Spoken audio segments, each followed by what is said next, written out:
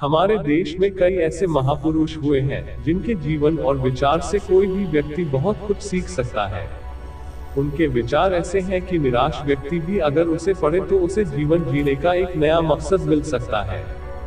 जानिए गौतम बुद्ध के ऐसे ही अनमोल विचार जो आपके जीवन की दिशा को बदल सकते हैं। एक जंगली जानवर की अपेक्षा कपटी और दुष्ट मित्र से ज्यादा डरना चाहिए।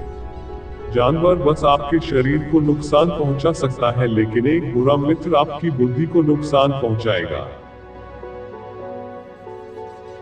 चाहे आप जितने ही पवित्र शब्द पढ़ ले या बोल ले, ये शब्द आपका भला तब तक नहीं करेंगे जब तक आप इनको उपयोग में नहीं लाते हैं।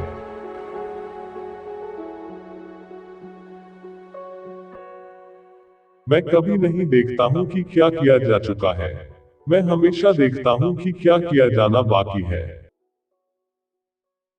तुम अपने क्रोध के लिए दंड नहीं पाओगे, तुम अपने क्रोध द्वारा दंड पाओगे। अतीत पर ध्यान मत दो, भविष्य के बारे में मत सोचो। अपने मन को वर्तमान पर केंद्रित करो।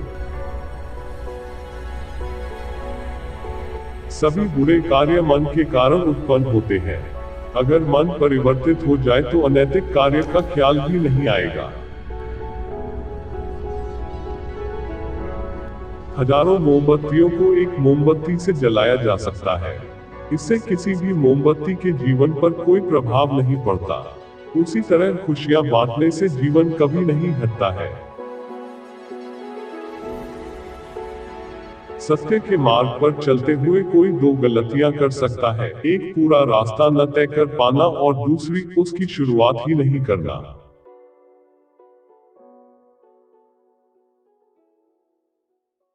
क्रोध को पाले रखना गर्म कोयले को किसी और पर फेंकने की नीयत से पकड़े रहने के समान है, इसमें आप ही जलते हैं।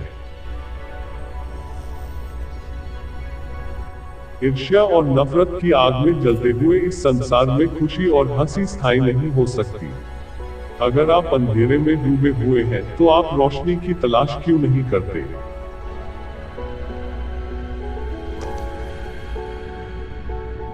एक जागे हुए व्यक्ति को रात बड़ी लंबी लगती है, एक थके हुए व्यक्ति को मंजिल बड़ी दूर नजर आती है। इसी तरह सच्चे धर्म से बेखबर मूर्खों के लिए जीवन मृत्यु का सिलसिला भी उतना ही लंबा होता है। एक मूर्ख व्यक्ति एक समझदार व्यक्ति के साथ रहकर भी अपने पूरे जीवन में सच को उसी तरह से नहीं देख पाता, जिस तरह से एक चम्मच सूप के स्वाद का आनंद नहीं ले पाता है।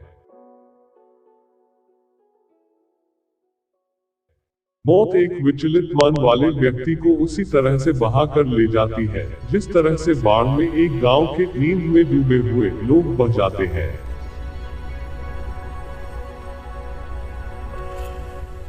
अच्छे स्वास्थ्य में शरीर रखना एक कर्तव्य है, अन्यथा हम अपने मन को मजबूत और साफ रखने में सक्षम नहीं हो पाएंगे।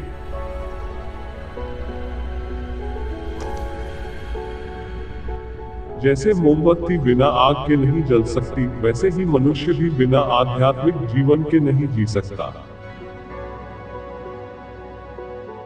मन सब कुछ है, तुम जैसा सोचते हो वैसा ही बनते हो। हर इंसान अपने स्वास्थ्य या बीमारी का लेखक है। सभी व्यक्तियों को सजा से डर लगता है, सभी मौत से डरते हैं। बाकी लोगों को भी अपने जैसा ही समझिए, खुद किसी जीव को ना मारे और दूसरों को भी ऐसा करने से मना करें। जिस व्यक्ति का मन शांत होता है, जो व्यक्ति बोलते और अपना काम करते समय शांत रहता है, वह वही व्यक्ति होता है जिसने सच को हासिल कर लिया है और जो दुख तकलीफों से मुक्त हो चुका है। एक समझदार व्यक्ति अपने अंदर की कमियों को उसी तरह से दूर कर लेता है, जिस तरह से एक स्वर्णकार चांदी की अशुद्धियों को चुन चुनकर थोड़ा थोड़ा करके और इस प्रक्रिया को बार बार दोहराकर दूर कर लेता है।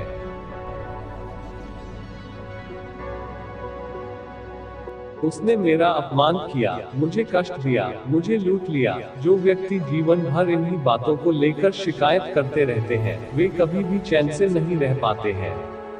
सुकून से वही व्यक्ति रहते हैं जो खुद को इन बातों से ऊपर उठा लेते हैं।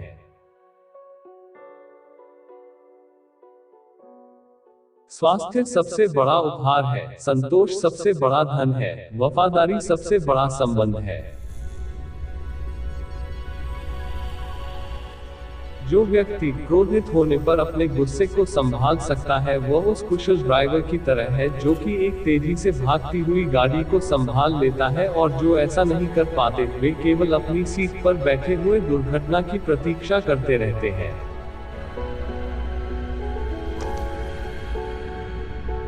अगर व्यक्ति से कोई गलती हो जाती है तो कोशिश करे कि उसे दोहराए नहीं। उसमें आनंद ढूंढने की कोशिश न करे, क्योंकि बुराई में डूबे रहना दुख को न्योता देता है।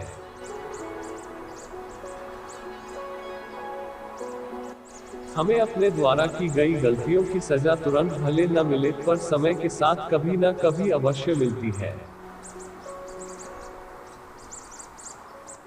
आपके पास जो कुछ भी है उसे बढ़ा चढ़ाकर मत बताइए, और ना ही दूसरों से ईर्ष्या कीजिए। जो दूसरों से ईर्ष्या करता है उसे मन की शांति नहीं मिलती।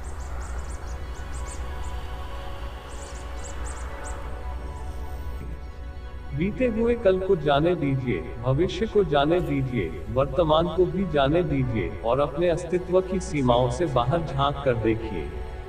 जब आपका मन पूरी तरह आजाद होता है तो आप जीवन मृत्यु को उसके सही स्वरूप में देख पाते हैं। 1000 लड़ाई जीतने से अच्छा है अपने आप को जीतना। फिर जीत तुम्हारी है, इसे तुमसे कोई नहीं ले सकता, न ही स्वर्गदूतों द्वारा, न ही राक्षसों द्वारा, न ही स्वर्ग या नरक में।